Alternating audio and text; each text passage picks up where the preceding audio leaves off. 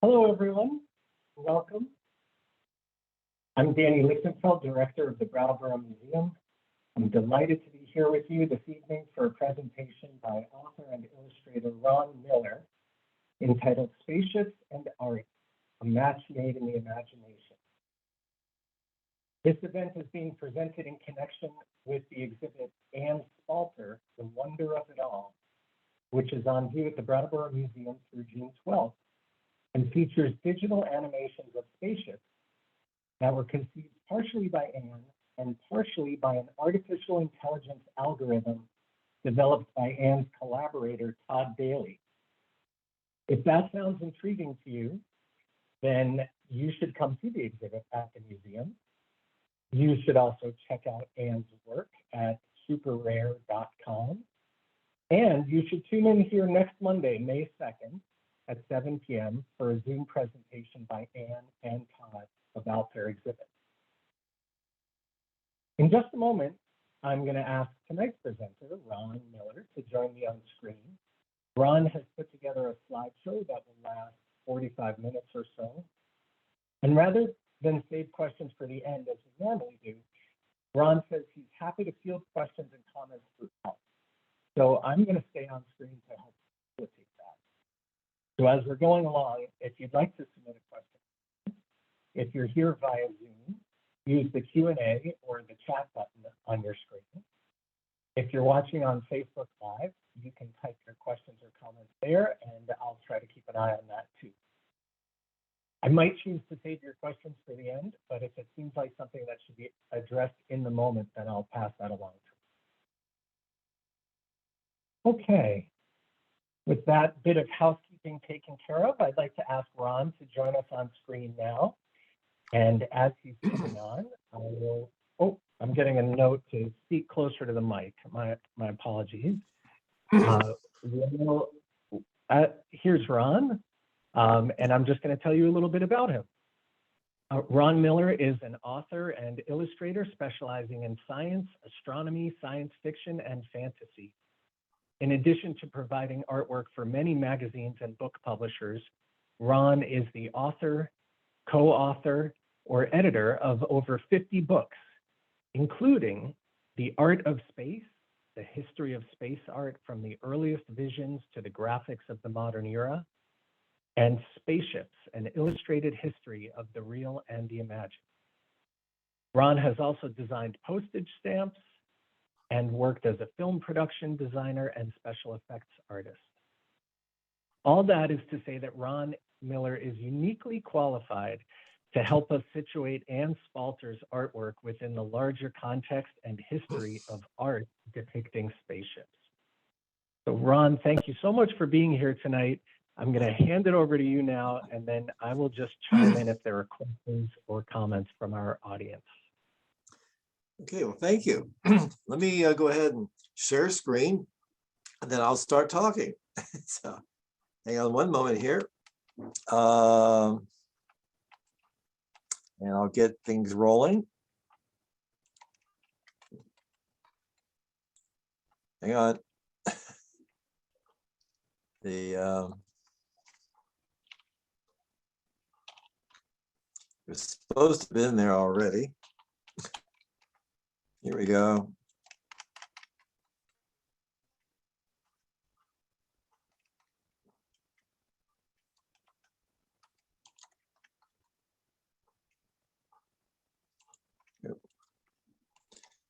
Okay. The first time when I was asked to do this, it's kind of a daunting request on the part of Danny, because I did a history of spaceships and art and literature about 25 years ago. It ran to 750 pages. So I had to kind of distill this whole idea down to maybe 45 minutes or so. But I like the title of the exhibition itself was kind of an interesting clue. A spaceship, the art and imagination.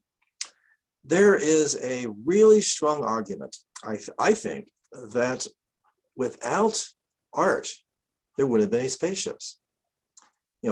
Art and science have always been, very collaborative, um, uh, kind of relationship. Especially some sciences and arts really tightly related.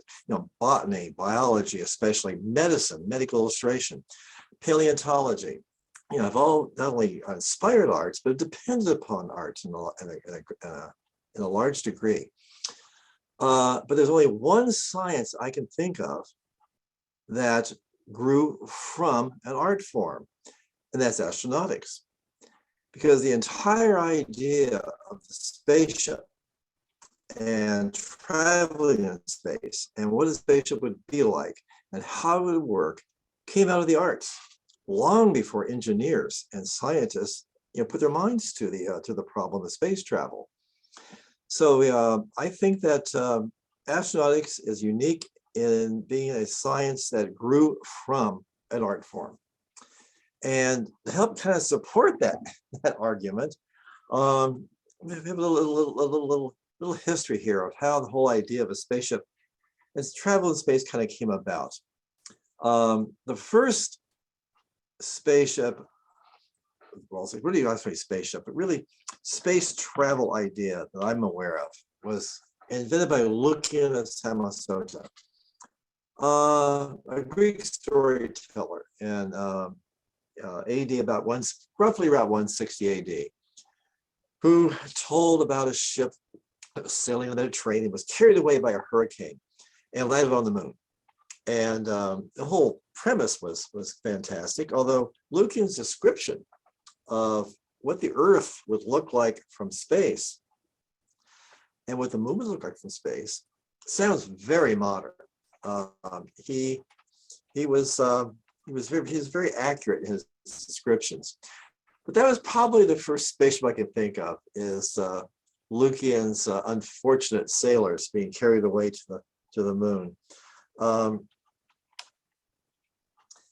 But before anybody could really think about, how anybody would actually possibly travel in space, spaceships were really in the realm of really utter fantasy.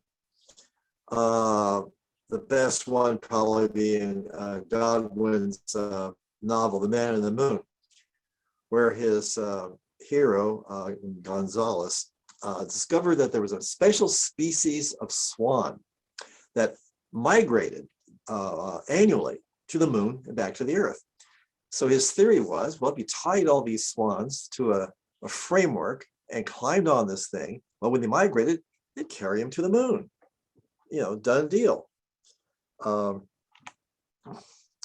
Cyrano de Bergerac, however, in his comical history in 1657, this is over 400 years ago, 600 years ago, I take it back, described several different methods of traveling in space. One here, his hero, or this was himself actually, decided, well, the sun causes the morning dew to rise into the air. Well, if you put bottles of dew around your waist, when the sun hit the dew, it would carry the dew and you along with it up into the air. Remarkably enough, in the same story, he has his character being launched by rockets to escape from his prisoners who were holding him prison, holding him as a prisoner in Canada. And he attached all these rockets to this framework, and set them afire and launched himself. So this is the first use of rockets to launch a manned vehicle in history. But de Bergerac only gets really half a point, though, for this, because he was trying to come up with the silliest things he could think of, like his bottles of dew, for instance. And he thought the idea of the rocket was equally silly. So while he hit on the right idea, I give him only half a point because of his motive. What really, really changed everything was when the Montgolfier brothers launched their balloon in 1783. For the very first time in the history of humankind, people could travel above the surface of the Earth farther than they could jump. And this never happened before, and was done by a machine, essentially, a physical device. And this really caused a watershed in the ideas of traveling in space. That it took it from the realm of fantasy, flying geese and bottles of dew, into something that maybe a machine could do. That's something we could build, could take us away from the Earth. And immediately following the Montgolfier brothers' flight, there was a spate of stories about traveling to the moon, to Jupiter and Mars, almost always by balloon. But if there were other methods, they were mechanical. They were machines of some kind. So this really caused a watershed in the ideas of traveling in space. For instance, just in 1815, 20 or 30 years later, Edward Burney, in his story QQ Esquire's Journey to the Moon, had his hero launched startlingly from these from sort of propelled by cannons. He had 4 cannons, each one with a post in it like this. His hero in this cone-shaped projectile, and when the guns were fired, his hero was launched. What was kind of neat, though, 1815, he wore a spacesuit. He had oxygen here, all contained. He had provisions. He had, and this was a recovery system. This is an umbrella that unfolded for his return to Earth. So Burney was thinking ahead, and instead of thinking in terms of fantasy or things like that, he tried to come up with something that was, at least in his mind, physically plausible, and also accounted for what was known at the time to be the conditions in space. This wasn't a spaceship as such. Charles Golightly, who may or may not actually have existed, invented this steam-powered rocket in the early 1820s. This thing was immensely popular. Even Winslow Homer did drawings of this thing. There's dozens and dozens of depictions of Golightly's rocket. And although it wasn't certainly a spaceship, I think for sheer charm, it deserves, mention in this list, because it's hysterical for one thing. Plus, the fact it was important. It was, once again, it was a rocket-propelled, piloted flying machine, and it was a precursor to the spaceship. So I think it deserves mention, at least in passing. In 1835, the New York Post published The Great Moon Hoax, although it wasn't called that at the time. The idea was that William Herschel, the great astronomer, from his observatory in South Africa, discovered a flourishing civilization on the moon. And they published this in a series of articles in the paper, and it was wildly successful. People believed every word of this. The hoax was quickly admitted to, but it spread around the world. And although there was no space travel or spacecraft in the original publication, when it was republished and rewritten in Europe, especially in Italy, a lot of space travel concepts were involved. In this case, the Lunarians on the moon were wheeling people up and down on a cable from the Earth, so they could. These are tourists from the Earth being hauled up to the moon. In this Italian version of the hoax, the tourists going to the moon by balloon. inspired by the Montgolfiers, of course. This is Diligenza per la Luna, you know, the tourist boat to the moon. A couple of years later, Pulcinella's trip to the moon. Not strictly scientific, but once again, though, it's by a machine and not by magic or any kind of occult means. In this case, you know, there's a cable car to the moon. Now, unfortunately, there was no original illustration for Poe's story, The Adventures of Hans Pfaall. But it was worth mentioning, though, because of the description of Poe's spacecraft, which was a giant balloon which carried his hero to the moon. This is illustration as a recreation I did from Poe's description. And what's pretty cool about it is that in 1835, Poe pretty much nailed the stratosphere balloons of the 1950s and 60s. In order to get his hero to the moon, Poe realized that he had to deal with the lack of air pressure above the surface of the Earth in the stratosphere. So the gondola of this thing was a sealed sphere. There was his hero, Hans Pfaall, was in this basket. He had an air compressor that drew air from the outside, compressed it enough that he'd be able to breathe, and inside this. And in this little basket below here, he had a cat. And as long as the cat stayed alive, he knew he was all right.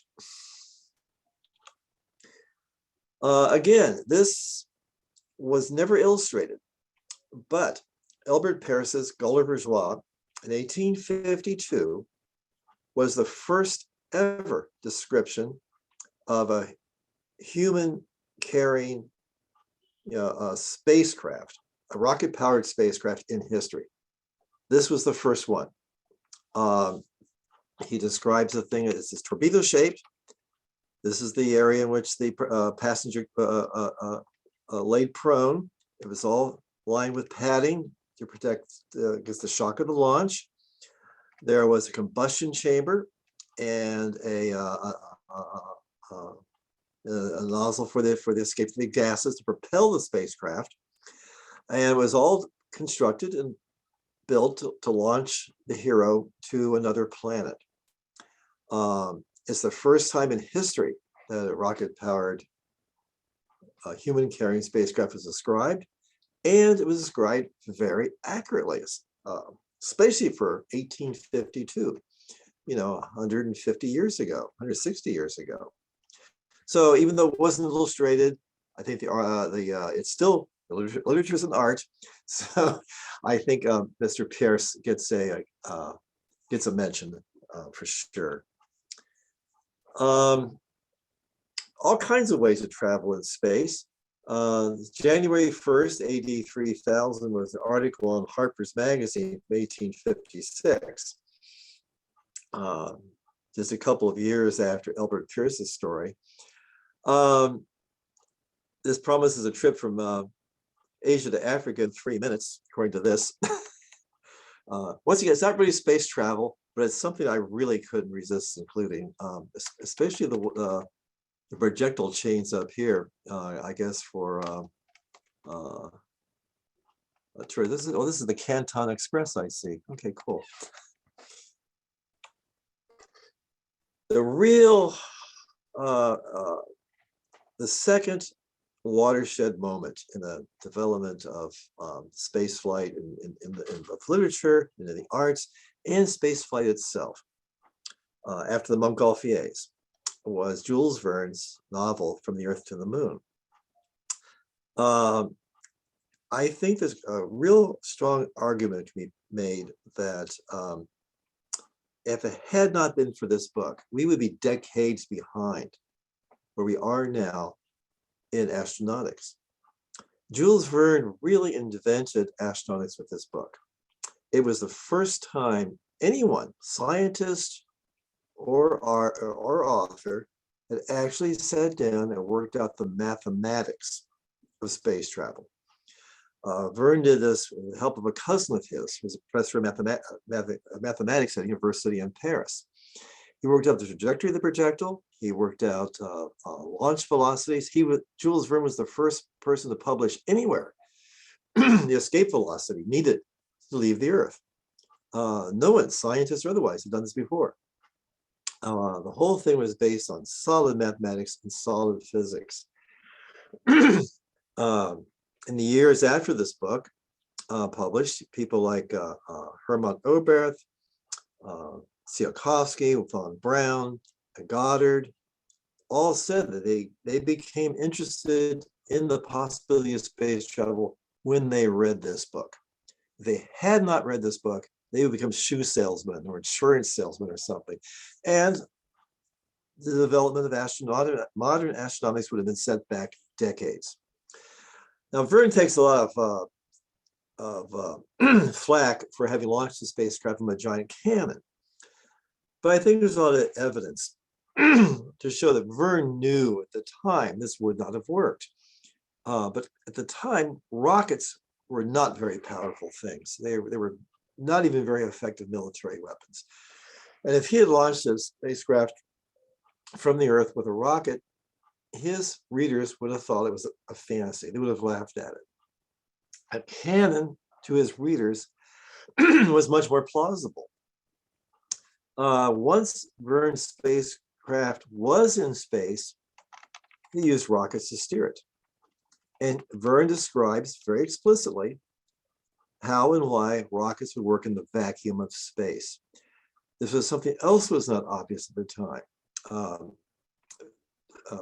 50 years later, when Goddard was talking about using rockets to travel in space, the New York Times took him to task for saying the rocket would work in a vacuum, claiming that rockets need something to push against.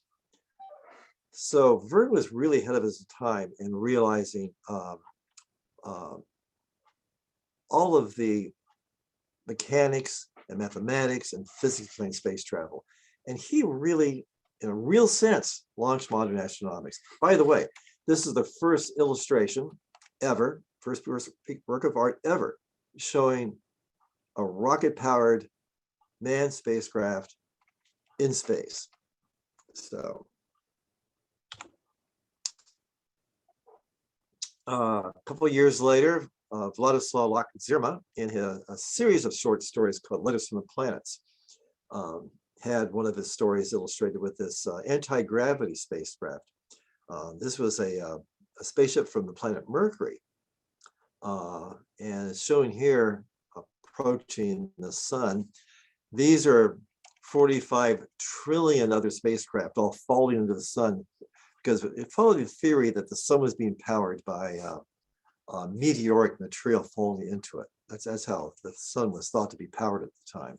So this is a anti-gravity powered spacecraft exploring the sun in 1887. Sort of state of the art at the time. Now this is veering a little bit from imaginary spacecraft. Excuse me. Hermann Gansfeld was an actual engineer rather than an artist. In 1893, he described what he thought would be a practical operating spacecraft, which was this. This was the passenger compartment. There was a tunnel through here in which large masses of material were fired from a cannon in this part of the spacecraft. These were basically the like the revolvers in a Colt revolver, feeding cartridges into the central combustion chamber, which were then fired through here. He thought that he needed these solid masses to be fired from the rocket in order for it to work, rather than just the exhaust itself. But this was the first attempt by an actual engineer to design what he thought would be a working spacecraft. So this was probably the first attempt by a scientist to devise a spacecraft. I include this mostly because of the name.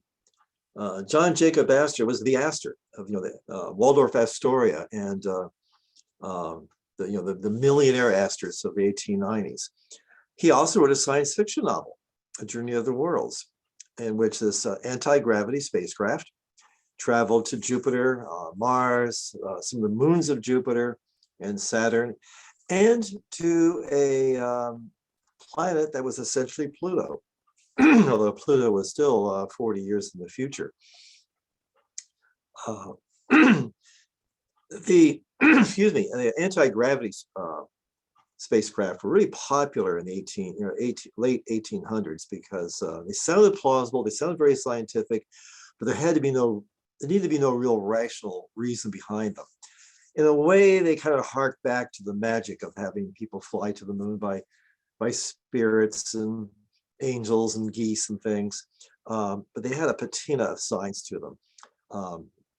But Astor was a good engineer, and his descriptions of space travel and the descriptions of the planets were extremely accurate for the time. They even stand up to today. Garrett Service was a popular science writer in at the end of the last century, the early 20th century. He wrote a sequel to H.G. Wells' War of the Worlds, while War of the Worlds was still being serialized. Edison's Conquest of Mars was exactly what it sounds like. It was Earth's retaliation for the invasion from Mars in Wells's novel. And Edison invents an anti-gravity spaceship, actually a fleet of them, and to travel to Mars and, of course, wipe out all the bad Martians. Service's story, though, was the first description of a massed armada of spacecraft in science fiction literature and in science fiction, and the first descriptions of mass space battles. So it was really a proto Star Wars, and so he laid some groundwork there. George Griffith's Stories of the Other Worlds again had an anti-gravity spaceship. His Honeymoon in Space was a serialized adventure that took his hero and his heroine, his fiancée, on a tour of the solar system. And in this case, our very British heroes are wiping out an evil fleet of Martians. And as the British probably thought was just fine. But, so let's see here.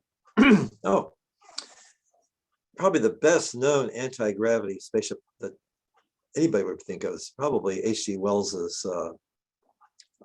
Sphere and First Men in the Moon from 1901. The idea behind this was the invention of cavorite, which was a screen against gravity. Anything you put a cavorite between the Earth and something above it, whatever's above it will fly away because it's screened from the gravity of the Earth. So the idea here was a sphere with panels of cavorite. These could be open or closed. When they're closed on the bottom, we're shielded from the gravity of the Earth, and it flies away. You open the screens on the top, you're attracted to the moon. And there you go. Jules Verne did not approve of this at all, by the way. He wrote to H.G. Wells and chastised him for inventing something entirely out of whole cloth. Verne said, "Show me this cavorite. Just show it to me. I can show you a cannon," he said. "Show me your cavorite." In 1901, this was one of the first dark rides in history. Similar to the dark rides, in Disney World and Disneyland. It's a trip to the moon. This was a souvenir pin and the ticket. Passengers could board the giant aircraft Luna, and through lots of special effects and projections and hydraulic motion of this thing, passengers were taken on a trip to the moon where they visited the caverns of the moon, and the Moon King were taken them back to Earth.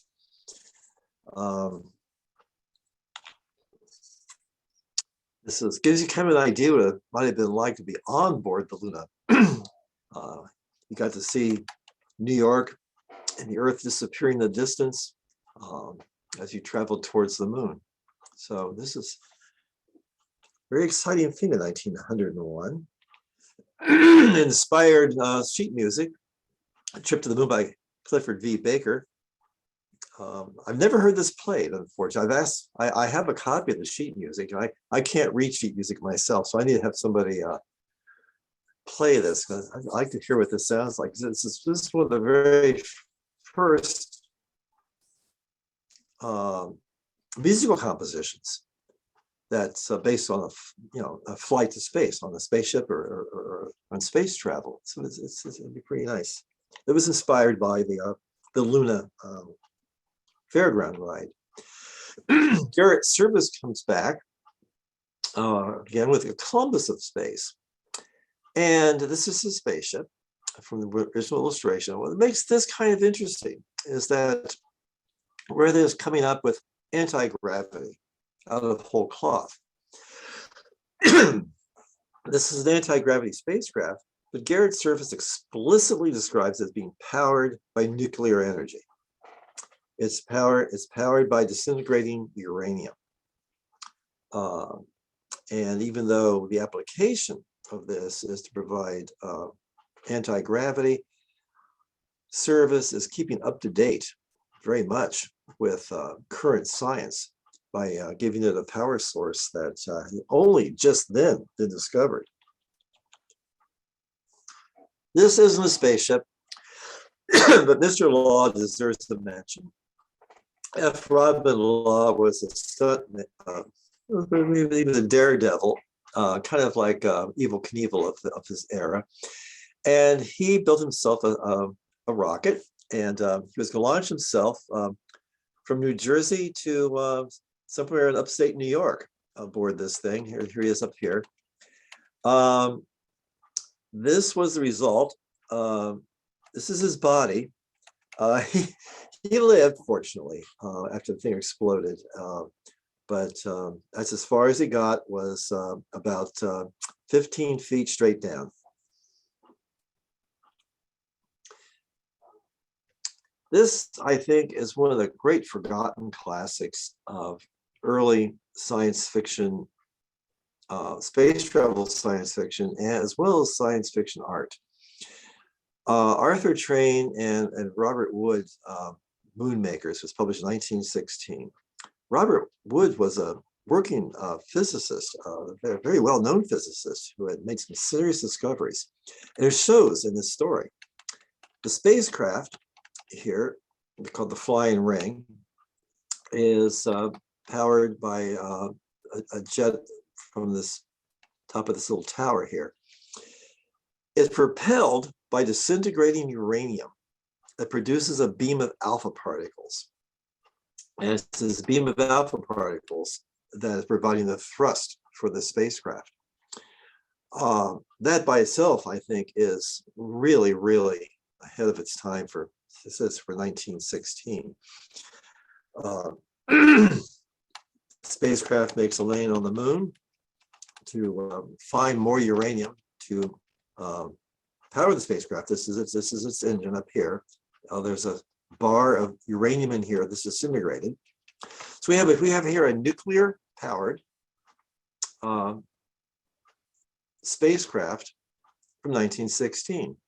And it's not just something we're imagining, oh, it's kind of nuclear powered or whatever. This is explicitly described, not only as being nuclear powered, but how it works.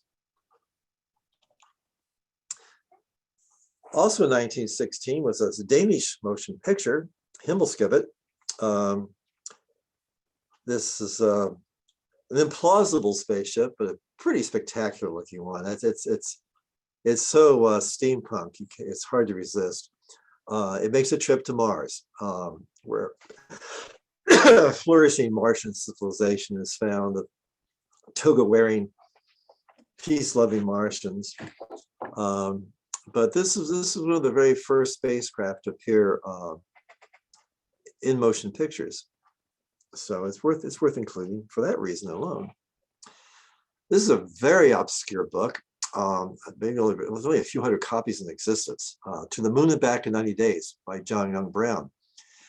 The book is kind of unique and it's illustrated entirely with photographs. So this is the spacecraft. This is its launch.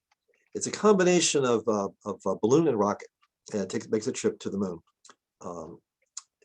The author even includes a photograph of one of his characters in his spacesuit. This is the first ever photograph of a human being in any kind of spacesuit, or appeared to be a spacesuit in history, which I think is, gives Mr. John Young Brown a tip of the hat there.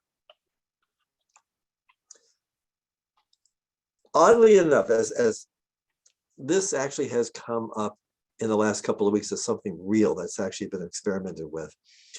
Hugo Gernsback, who was the founder of Amazing Stories, the first science fiction magazine, wrote a series of stories called Dr. Hagginsaw Secret, in which each episode, Dr. Hagginsaw comes up with another fabulous invention. In this one, the spacecraft is being launched centrifugally. This thing builds up enough speed to eventually, when it's released, shoots off from the Earth. God alone knows what the G-forces be on this, but just recently, a private corporation has been experimenting with exactly the same idea for launching unmanned spacecraft, or into low Earth orbit using a centrifugal launcher. So as funny as this was when I first saw this thing, years ago, it's now a viable proposition, apparently. This was another one of these watershed moments in the history of the evolution of the spaceship and art. Was the German film Fraument. There had been movie spaceships before this, but they had all been, kind of, like the Excelsior and Himmelskibet. No one paid much attention to the reality of space travel. But Fritz Lang, who directed Fraument, commissioned Hermann Oberth, the leading rocket scientist of the day, to design the spacecraft and be the technical advisor. So the spaceship in Fraument, the Frida, is the state of the art for spaceship design for the 1920s. It was a two-stage spacecraft. This is Oberth's original drawing he did a few years earlier. This is the spaceship from the film. It's a two-stage spaceship.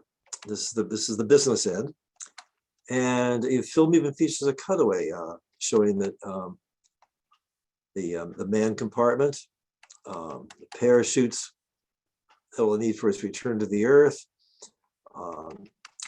Every detail is as scientifically accurate as was possible in 1928. The film itself gets a little silly. As soon as they land on the moon, they discover pools of molten gold and oxygen. But until then, the film is almost documentary and outlining the state of the art of astronautics at the time. Max Valier was probably one of the most least known and most influential spaceship designers of the 1920s and 30s. He was a serious engineer and scientist, well, engineer really, who he built and constructed and oversaw the flight of the first ever rocket-powered aircraft. He's famous for his rocket-powered automobiles, you've probably seen. But his idea was to evolve a spacecraft in steps as an evolutionary process, starting with standard Junkers, two-engine plane, and slowly evolving it, step by step, into a fully rocket-propelled spacecraft. And Valier's designs were immensely influential. They showed up everywhere, such as in this British children's magazine. So I was describing spaceships. Spaceships are coming, 1931, all based on Max Valier's designs. Valier's works were published all over the world. He lectured widely. His articles, which are always illustrated, were translated and published in the United States, England, all over. So he was really influential. So here's Valier's spaceship showing on the cover of Science Mechanics. Berlin to New York in 1 hour. The Berlin. This is the spacecraft landing, I presume, in New York. 1 hour. It is. Oh, it's New York down here. These wings would unfold for a gliding approach for landing, but it was Valier's influence. Another more Valier influence, 1922 film, The Sky Splitter, also known as the Solar Express, based on Valier's designs. And again, the folding wings for reentry.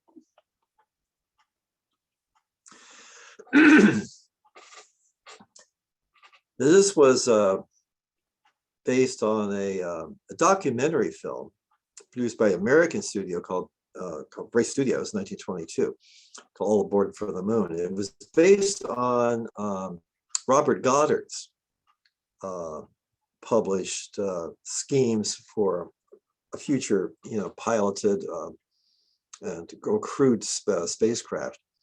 And so this was the first of Goddard's spaceship designs to appear in print. Unfortunately, the film itself, as far as I can find out, has been lost. One of my favorite spaceship heroes is Robert Condit. He built his own spaceship in Baltimore and planned to take it on a trip to Venus. In fact, his plan was to he wheeled it out in the middle of a street in the middle of Baltimore, climbed aboard and said he was going to take it up a few miles and try her out and head on over to Venus. That was the plan. In the words of an eyewitness, I never saw so much fire in my life. Fortunately, Condit survived the launch of his rocket, but was never heard from again.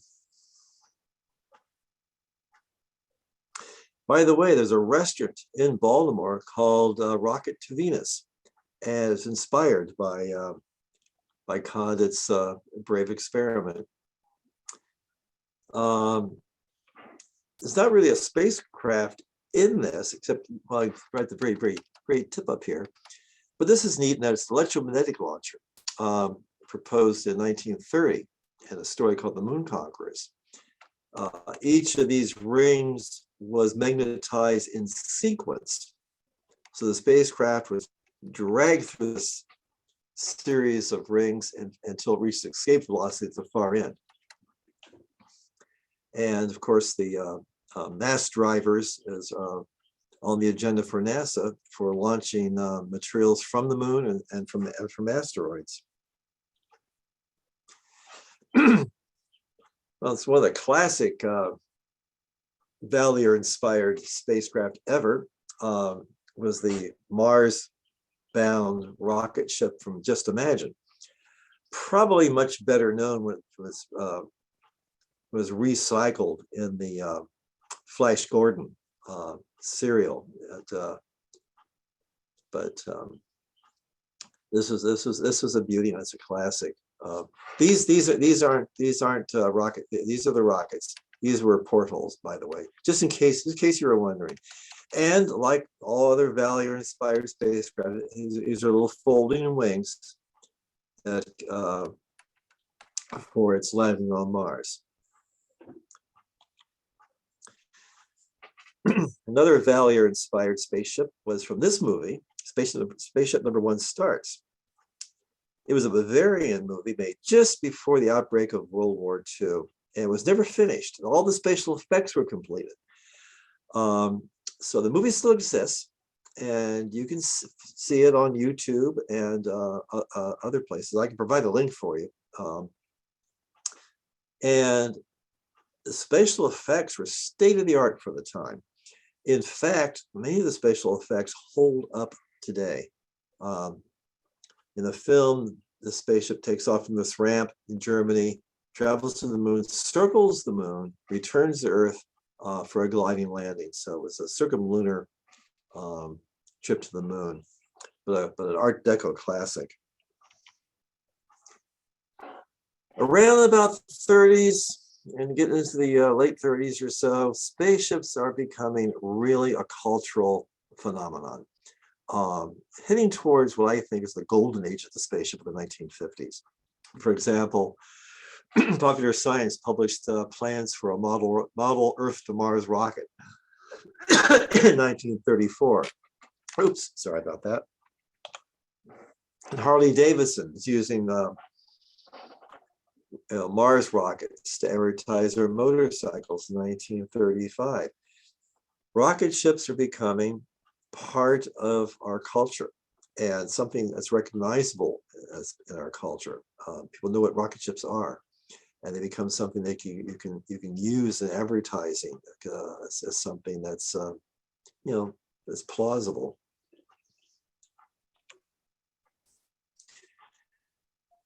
Part of the uber popularity of rockets is the uber popularity of Buck Rogers and Flash Gordon. Both in the comic strips they both had, and in the motion picture serials, which were immensely popular. There were the comic strips, comic books, even toys. You couldn't open a catalog, a toy store, or a comic book without seeing either Buck Rogers or Flash Gordon or advertisements for their merchandise. So spaceships became part of our culture by the 1940s, absolutely. Like this Art Moderne masterpiece over here from 1940. The Space Ark over here from the also from the early 40s.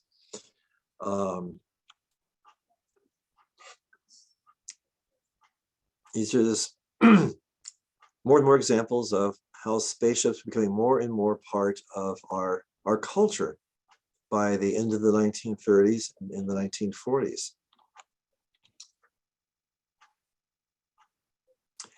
By the 40s, so word was coming from from Germany about the developments of the German Rocket Society, and we started getting more and more V2-like looking rockets.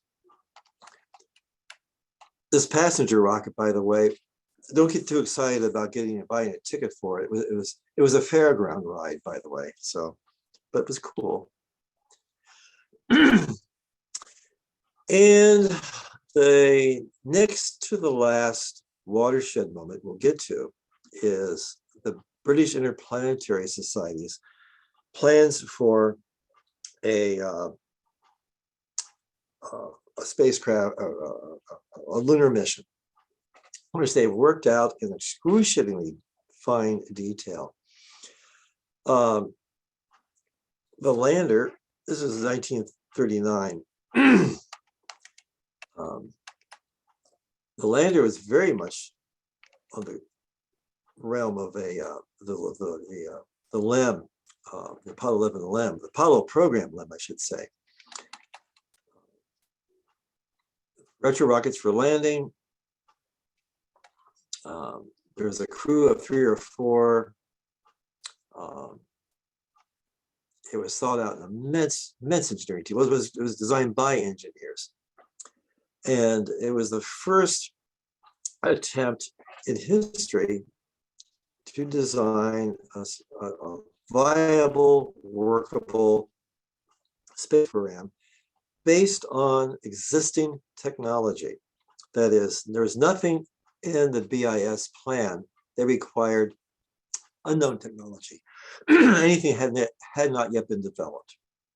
In fact, the spacecraft was solid fuel rockets. They felt that liquid fuel rockets hadn't been developed enough to be reliable or workable. So this was all solid fuel rockets. So it was done with the technology. If BIS felt that if they had gotten financing in 1939, they could have built this thing and launched it. That was basically the premise of this whole plan. And it was a groundbreaking idea to do this. Then we have Chesley Bonistel, and the spaceship in art was never really the same after Chesley. I've always thought that this painting, called Conquest of Space, first published in 1948, is really what God intended spaceships to look like. And even today, with people who have grown up with the space shuttle and lunar modules and things, you can still show somebody who this picture, and they'll still say, "Oh, it's a spaceship." It's become so iconic, so part of our culture that it still represents spaceship, even in an age when spaceships don't look like this. Bonistel, this is a painting by Rolf Klepp.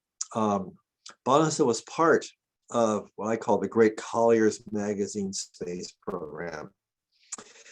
In the early 1950s, Colliers magazine published half a dozen issues outlining a detailed and plausible space program, starting with satellites and winding up with a mission to Mars. The whole thing was overseen by Wernher von Braun and Willy Lane, a crew of other experts who developed once again, just like the BIS did, a space program based on what could be done in the 1950s. It was all with existing technology. They didn't assume that anything would have to be done with something that could be developed later. So this was the space shuttle circa 1954. The separation of the third and fourth stages, the second and third stages. Bonistel was taken to task by Wernher von Braun by having his engine still glowing. Von Braun said no good engineer would ever allow his rocket engines to get to red heat like that. But you have to have some concession to aesthetics, though. And the von Braun Bonistel lunar lander, von Braun thought on a huge scale. This lander had a crew of over 20 people, and there was 3 or 4 of them in the landing program. But these the Colliers space program was immensely influential. We'll get to how influential in a moment.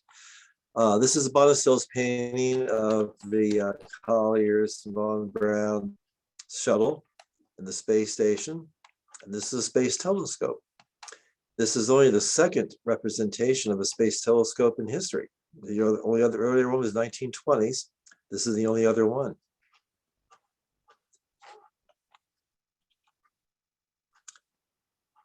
The von Braun Bonistel Mars mission being prepared for launch. The Galapagos Islands down here. So it's hard to it's almost impossible to underestimate how influential the Colliers series was. In the 1950s, Colliers inspired spacecraft were everywhere. There was sheet music, covers of novels. This was not a bonistel painting, wallpaper, plastic model kits, lunch boxes.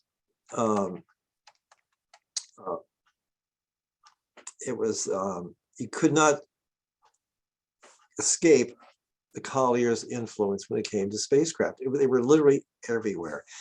And even artists who had never even seen the Colliers artwork were so influenced by it, because one artist would influence another, who would influence another, who would influence another. And when I was working at the Air and Space Museum, I started putting together a file of artwork, materials, toys, whatever that was influenced by Colliers. And it got to be over 3 inches thick. I had to give up on it.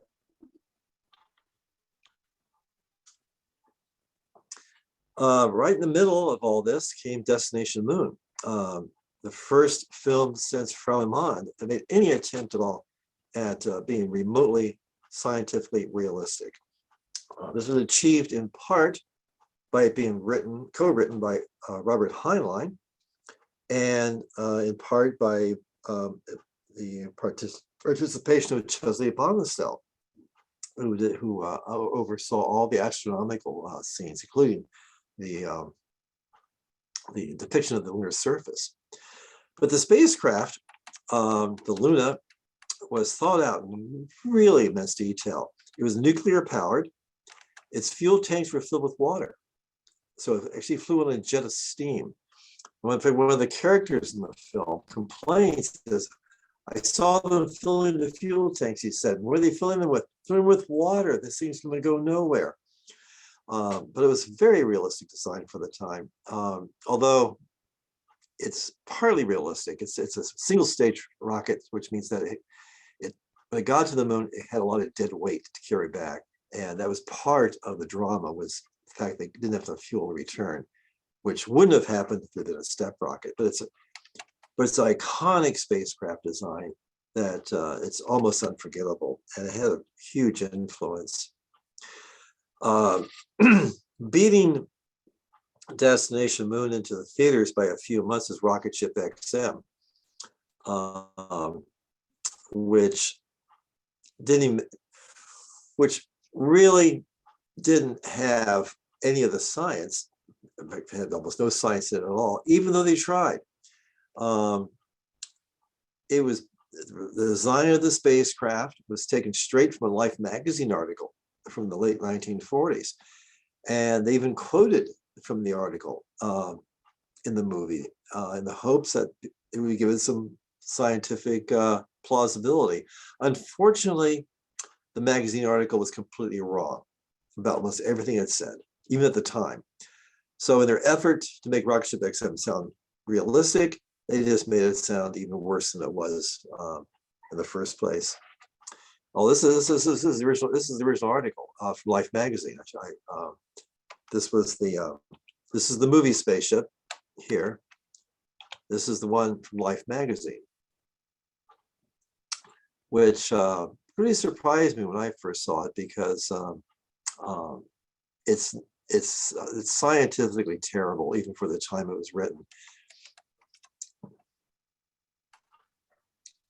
But the illustrations are really nice. From the 1950s on, spaceships are in the movies everywhere. Superman is being launched from Krypton in a spaceship. The movie serials, Commando Cody and his spaceship. The Terra 5 from Space Patrol on TV. I ran home from school every day so I wouldn't miss an episode of Space Patrol. Another Heinlein-inspired story was Project Moonbase and this little space station. And even more so than the 1940s and 30s, rockets really became everywhere. I think the 1950s was the golden age of space travel. Even though human spaceflight hadn't taken place, at no time, I think, in history was space travel so much on people's minds as it was between the end of World War II and 1961, when the first spacecraft were really flown. So they were everywhere. They were the Oldsmobile Rocket 88 had all their cars had rocket hood ornaments, the Rocket Motel, toys, coloring books, television shows. There was the rocket-shaped pencil sharpeners, the rocket-shaped toasters. Rockets and spacecraft were everywhere in the 1950s. You couldn't escape them. Rocket Valentines, rocket Pez dispensers. You could win your own Aerojet training spaceship. And gosh, I wanted that so bad when I was a kid. But as I said, 1950, and part of this was the inspiration created by the Colliers series. It made the whole idea of traveling in space a household idea. Some more examples of the same thing. Popsicles, rocket rigs, Tom Corbett Space Cadet. This is a 45 recording. This beautiful TWA moonliner in Disneyland. All part and parcel of the frenzy about space travel that occurred in the 1950s.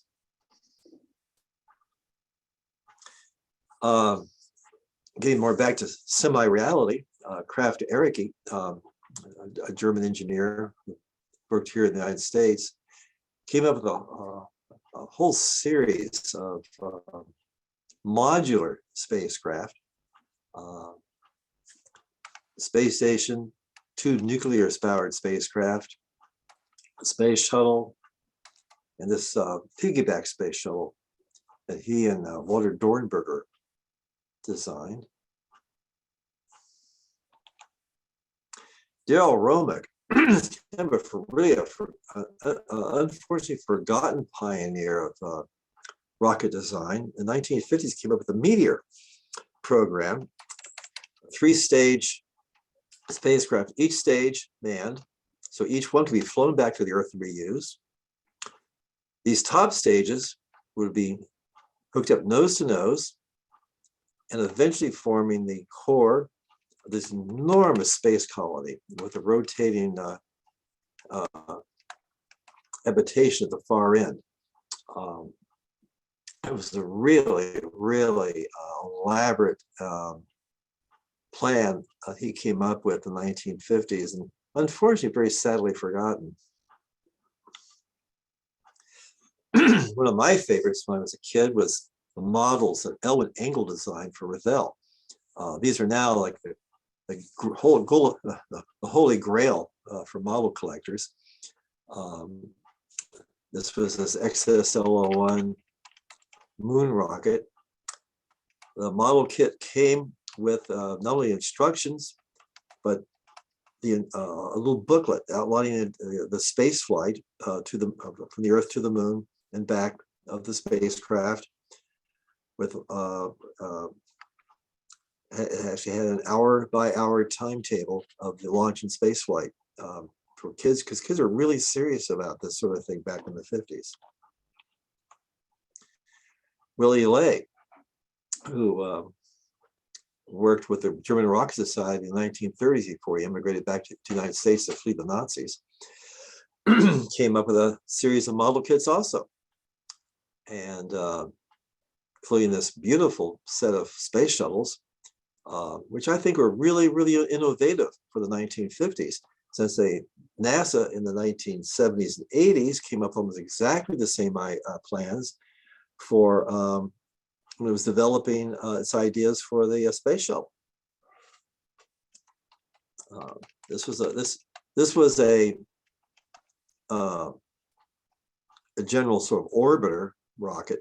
This was specifically for commercial passengers. And just as in the Owen Angle one, this came with a booklet that even included a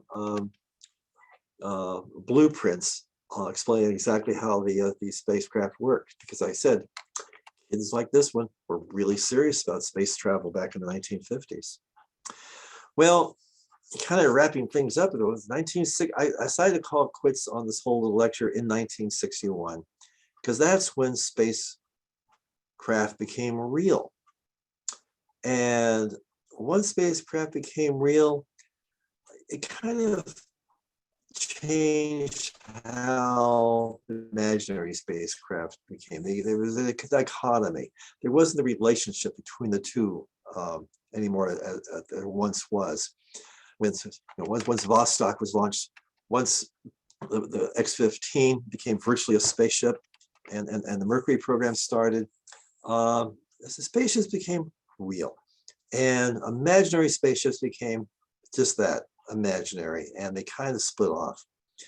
So I thought I'd call things kind of quits here when reality and imagination kind of both merged and split apart. So I guess back to you, Danny. If I can stop sharing. Here we go. Any questions? Oh my gosh. And this has been an incredible feast for the eyes and the mind and the imagination. Ron, I can't thank you enough. Wow. And yes, so I've amassed some questions and comments along the way, some of my own and some that people have been typing in. And so how about I just dive into those? Sure. First question is, was Jules Verne, were his depictions relying on existing scientific knowledge, or was he actually advancing scientific knowledge with with what he was coming up with? Jules Verne did both. He based everything in the story on real technology. I said he knew a cannon wouldn't work. He actually has a character in the story who outlines all the reasons why it wouldn't work. Then he has another character, his hero, carefully explain how it would work. For example, he has a character say, well, you can't launch somebody with a cannon like that, to be squashed flat. So in the story, they launch a cat and a squirrel in a small projectile from a cannon just to prove that it would work, and it does work. So he uses that kind of technique to kind of get around the reader's own objections, because Jules Verne himself knew about these objections. The projectile was made out of aluminum. It was launched from Florida specifically because Florida was closest part of the United States to the equator, so to take advantage of the spin of the Earth. He was really aware of a lot of right technology in this story. And he didn't invent any new technology, but he used what was available in the right ways. And because of that realism, he inspired a lot of real scientists to think, wait a minute, this really does sound plausible. Could it work? And they started thinking about it. Well, that leads right into the next question that I have here, which is there any actual evidence of scientists and engineers having been influenced by art as they were advancing the technology around? Oh, well, I'd have to pull out the actual citations, but for example, one of Chesley Bonistel's paintings is Saturn Seen from Titan. It's a classic. It has been called the painting that launched 1,000 careers, for that very reason, because there's engineers, astronauts, astrophysicists, astronomers, who all have said, oh, I got interested in space flight or astronomy or engineering because of the artwork I saw by Chesley Bonistel when I was a kid. As far as Jules Verne, Hermann Oberth, Tsiolkovsky, von Braun, and Goddard has said, it's explicitly said, I got interested in the subject because of reading Jules Verne. Goddard threw in H.G. Wells as well as an additional one. But yeah, oh yes, there's countless examples and explicit examples. If somebody wants the citations, email me. I'll give you the citations. But yeah, they've been oh yeah, art has been very influential. As I said, astronautics was really invented from the arts rather than arts coming from astronautics. The art came first. It's incredible, and along those lines, it's incredible to see with what you've shared with us, how forward-looking and accurate in many ways some of these conceptions were, like 100, 150 years before the technology actually caught up to it, and it's. Let me tell you a quick little thing. The flying ring I mentioned. Well, there's a sequel to that story, of that book. Well, I take it back. The flying ring itself is from a book called The Moonmakers, and the idea is an asteroid is heading towards the Earth, and this spacecraft was built in order to intercept the asteroid. They do get there. They set off a nuclear reaction on one side of the asteroid, which gives it just enough of a nudge that eventually it misses the Earth. This is 1916. Wow. It's exactly what they're talking about now for deflecting asteroids. Wow. So, but the thing is that these authors were trying to solve the same kind of problems engineers had to do decades later. And there are only so many plausible solutions to some of these problems. So these guys weren't stupid. You have to launch a spacecraft and do something. How do you do it? There's only so many answers. The authors simply were forced to come up with the answers before the engineers did. Amazing. Here's a question that came in during the early part of your talk. Why are so many of these images in black and white or grayscale? And I've wondered, were many of them originally engravings, and these are reproductions of engravings? Yeah, in almost every case, if it was in color, I showed it in color. Yeah, most of the stuff from the 19th century, they were engravings, so they were black and white to start with. Here's a question. What about UFO design? What can you tell us about UFO design and any parallels between the evolution of UFO design and aesthetics and rocket design and aesthetics? I've actually written about this. In the 1890s, there was a huge UFO flap in the United States. Strange flying machines were seen all over the United States. And they look at the descriptions, they resemble the kind of flying machines people were predicting. They kind of looked like little zeppelins, or they had bat-like wings, things like that. They looked like the aircraft people expected mysterious flying things to look like. And as time went on, UFOs changed with our technology. Today, they look like what we expect them to look like because, well, hey, they look like spaceships. We know spaceships they look like spaceships. In 1990, they look more like zeppelins and little blimps because that's how they expected them to look. So the aesthetic of this UFO has kind of changed with our expectations of what we think they ought to look like. Right. Interesting.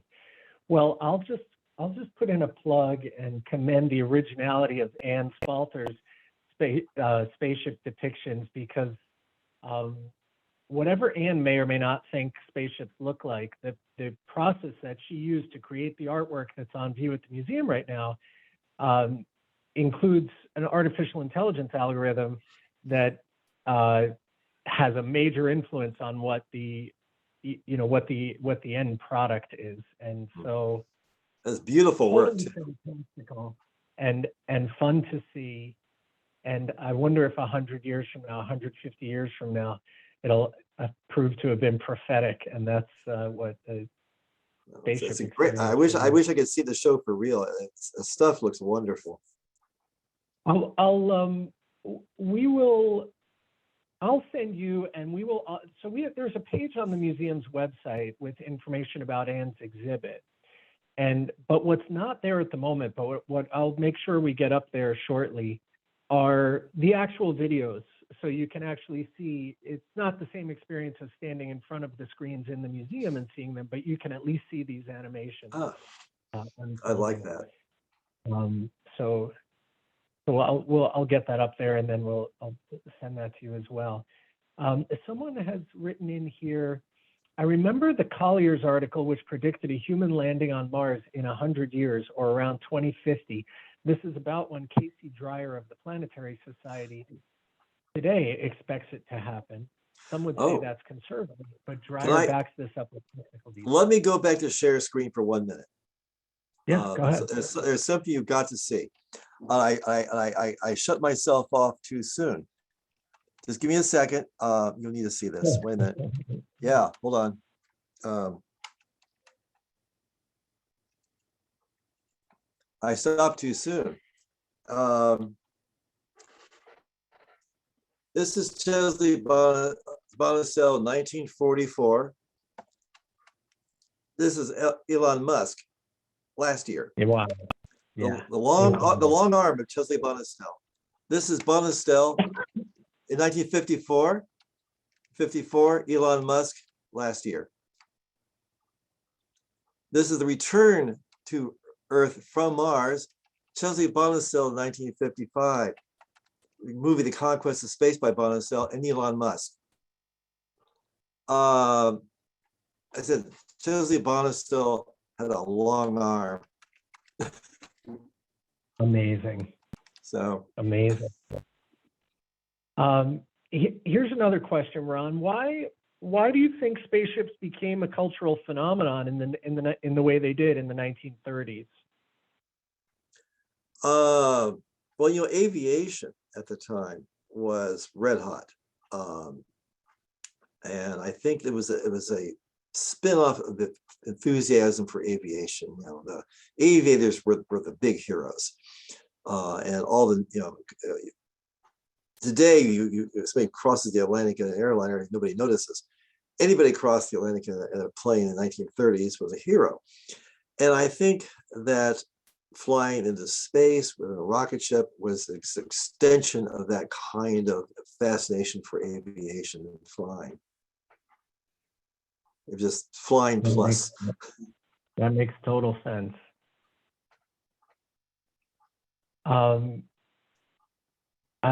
If anyone else has any further questions or comments, please feel free to type them in. Otherwise, we're going to come close to wrapping it up here momentarily. I just want to say for myself, I don't know, Ron, do you watch, like the SpaceX launches and other launches that happen nowadays? You can watch them live online, or and I'm not an artist myself, but some of those images that appear on the screen from those camera viewpoints of these SpaceX launches, whether it's a camera mounted on the rocket watching the first stage fall away, or the parachutes coming out as the capsule's about to land in the water, I just can't believe there aren't more artists who are turning that into art and depicting that in art. I just find those images to be so powerful and captivating and moving. Well, there are artists doing that very thing. There's an organization called the International Association of Astronomical Artists, the IAAA. Look them up. We have a website, IAAA.org, and there's about 200 artists from all over the world doing that very thing. Cool. Well, I will definitely look them up. I don't see any further questions or comments in the chat here. Ron, I want to thank you again. This has been This has been so amazing. Maybe at some point we'll do the sequel, which is 1961 and onward. But in the meantime, I encourage our viewers to look up Ron's. If you'd like to know more, look up Ron's books. And I have a question here: will Ron's book be at BMAC? There are 50 of Ron's books, and I don't think we're offering them through our gift shop. If we were, I would direct you there, but I'm happy to direct you to Amazon or anywhere to find Ron's books. Before we sign off, I just want to remind everyone that a recording of this presentation tonight is going to be available on the museum's website within a few days. That is brattleboromuseum.org. So please feel free to go there and then share it with others who you think may be interested.